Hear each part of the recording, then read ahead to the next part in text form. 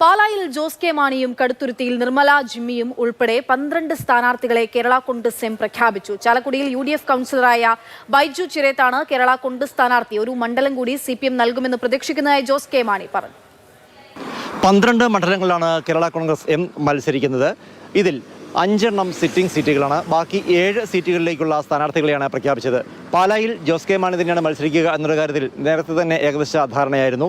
ഇന്ന് ഏറ്റവും കൂടുതൽ ചർച്ചകൾ നടന്നത് കടുത്തുരുത്തി മണ്ഡലം സംബന്ധിച്ചാണ്. കടുത്തുരുത്തിയിൽ നിർമ്മല ജിമ്മിയായിരിക്കും മത്സരിക്കുക. കേരള കോൺഗ്രസ് എമ്മിൻ്റെ മുതിർന്ന നേതാവും കോട്ടയം ജില്ലാ പഞ്ചായത്തിൻ്റെ മുൻ അധ്യക്ഷയുമൊക്കെയാണ് നിർമ്മല ജിമ്മി. തൊടുപുഴയിൽ ശ്രീക് ചാഴികാടനായിരിക്കും മത്സരിക്കുക. മുൻ MLA യും MP യുമൊക്കെയായ തോമസ് ചാഴികാടൻ്റെയും തെരഞ്ഞെടുപ്പ് പ്രചാരണ പ്രവർത്തനങ്ങൾക്കിടെ ഇടിമിന്നൽ ഏറ്റ് മരിച്ച ബാബു ചാഴികാടൻ്റെയും സഹോദരപുത്രനാണ് ശ്രീക് ചാഴികാടൻ. അദ്ദേഹം യൂത്ത് ഫ്രണ്ട് എമ്മിൻ്റെ സംസ്ഥാന അധ്യക്ഷൻ കൂടിയാണ്. ചാലക്കുടിയിൽ നിലവിൽ ചാലക്കുടി നഗരസഭയിലെ UDF കൗൺസിലറായ ബൈജു ചിറേത്താവും മത്സരിക്കുക. ബൈജു ഇന്ന് രാവിലെ രാജി സമർപ്പിച്ചിരുന്നു. പെരുമ്പാവൂരിൽ ബേസിൽ പോളാണ് മത്സരിക്കുക. കഴിഞ്ഞ തവണ CPM ഒരു സ്ഥാനാർത്ഥിയെ കൂടി കൈമാറിയ മണ്ഡലമാണ് എറണാകുളം ജില്ലയിലെ പിറവം. ഡോക്ടർ സിന്ധുമോൾ ജേക്കബ് ആയിരുന്നു കഴിഞ്ഞ തവണ കേരള കോൺഗ്രസ് എമ്മിന് വേണ്ടി മത്സരിച്ചത്. ഇത്തവണ കോൺഗ്രസിൽ നിന്ന് വന്ന സാബു K ജേക്കബാകും കേരള കോൺഗ്രസ് എമ്മിന് വേണ്ടി മത്സരിക്കുക.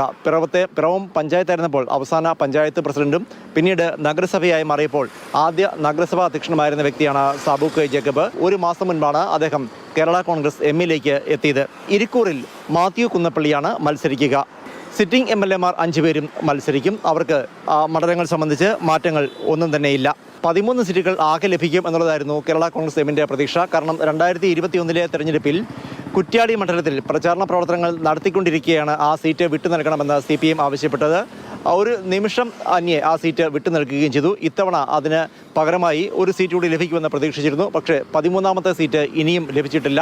ആ സീറ്റ് ലഭിക്കും എന്നുള്ള പ്രതീക്ഷ തന്നെയാണ് രാവിലെ ജോസ് കെ മാണി പങ്കുവച്ചത്. അതേസമയം തിരുവനന്തപുരം സീറ്റ് തങ്ങൾക്ക് ലഭിക്കുമെന്ന് കേരള കോൺഗ്രസ് എം ഇപ്പോഴും നേരിയ പ്രതീക്ഷ വെച്ചു പുലർത്തുന്നുണ്ട്. സ്ഥാനാർത്ഥി പ്രഖ്യാപനം കഴിഞ്ഞ ഉടൻ തന്നെ എറണാകുളം ജില്ലാ പ്രസിഡന്റ് ഉൾപ്പെടെ കേരള കോൺഗ്രസ് എമ്മിൽ നിന്ന് രാജിവെച്ചു. ചില സീറ്റുകളെ ചൊല്ലിയുള്ള തർക്കമാണ് ഇത്തരത്തിൽ രാജിയിൽ കലാശിച്ചിരിക്കുന്നത്. സ്ഥാനാർത്ഥികളെ പ്രഖ്യാപിച്ചതോടെ നാളെ മുതൽ സ്ഥാനാർത്ഥികൾ പൂർണ്ണമായും മണ്ഡലങ്ങളിലേക്ക് ഇറങ്ങുമെന്ന് കേരള കോൺഗ്രസ് എം അറിയിച്ചു. ജോബിൻ തേക്കടിക്കൊപ്പം പ്രദീപ് ജോസഫ്, മാതൃഭൂമി ന്യൂസ്, കോട്ടയം.